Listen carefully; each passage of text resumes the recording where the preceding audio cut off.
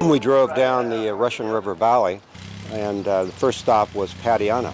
And Patty is number 4 in the Fetzer line from the top. Patty and I have spent a lot of time together working on promotion programs at Fetzer Vineyards, and so it's always fun to work with Patty. Her nickname is Party Pat. And so I think we saw that when we got to Patiana on the river. You know, it's really fun. We always talk about the grapes that grow on the Russian River, but to actually get down on the river, you know, and have lunch and, you know, talk to the winemakers and taste the wine and have the river in the background, I thought it was a really unique and special event there. Got a Sauvignon Blanc, 2008. 2008. Getting ready to Might have bottle Mike. up 2009. Mike. Mike's my Come over winemaker. and say a few words about your Mike, wine. please. Air them out.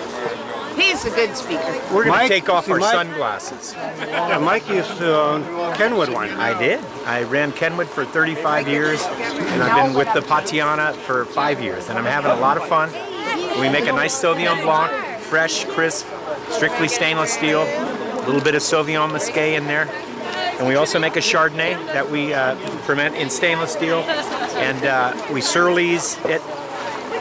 The result is a nice fruity, forward Sauvignon Blanc with a little bit of body. Yeah.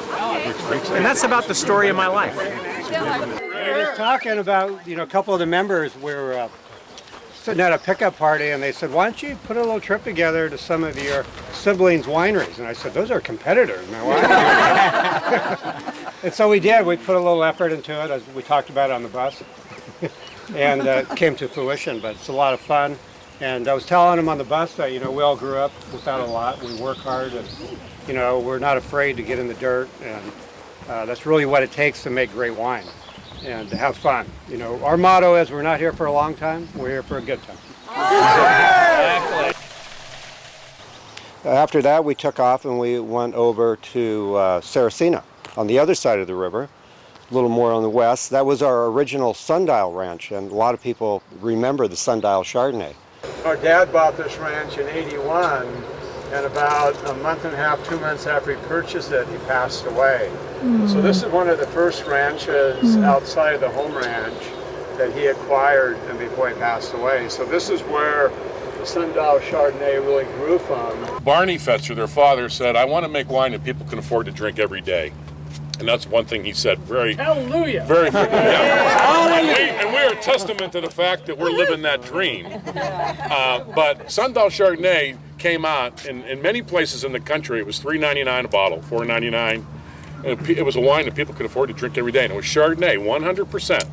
Very little to no oak, stainless steel, tank to the bank, drink, drink, drink. And it really became the first fighting varietal, if you will. Wow. It beat Benzinger's, Glen Ellen, it beat Sutter Home, it beat them all to the market, and it really revolutionized the wine business. It really did. And it was a Fetzer, and it was these guys that came up with it. We get confused, John and I. People say, you John, you Jim. I say, no, I'm Lake Man and he's Caveman. And so we saw the caves that John put together. I think it's the first cave in Mendocino County. But just want to bring you up here just to show you it's a good vista. It sits in the middle of the property, so the property goes all the way to the Russian River over that way. My sister Patty, as a crow would fly, would be about 3 miles right this direction. Our sister Mary, who does not have a winery, but she knows how to sell wine, her place as a crow would fly is about 5 miles that way. Our brother Danny, as we walk out front, you'll see his pond. He's our neighbor to the south of us here, so Danny is where you're going next.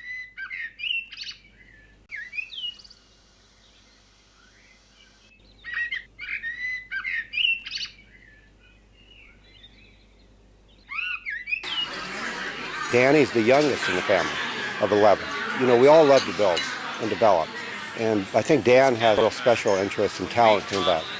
Event just going into his wine bar and sitting down and enjoying the wine he makes, the bubbly we started with. I think that was fun because it was a more casual. From there, we traveled back on the bus and we went to Oster. And Oster is, Teresa is the second from the youngest. And she married Kenny Oster. We started making our wines in '02, was our first vintage. Tony, you want to sign up for a raffle? Yeah, sure. over there. And if you want some more, just come back. Thank you. She's got nothing. She loves better, and I'm better on sleep. Kenny Oster, and saw some of his talents in playing music and designing guitars and building. You know, we all have that talent and interest and love for building.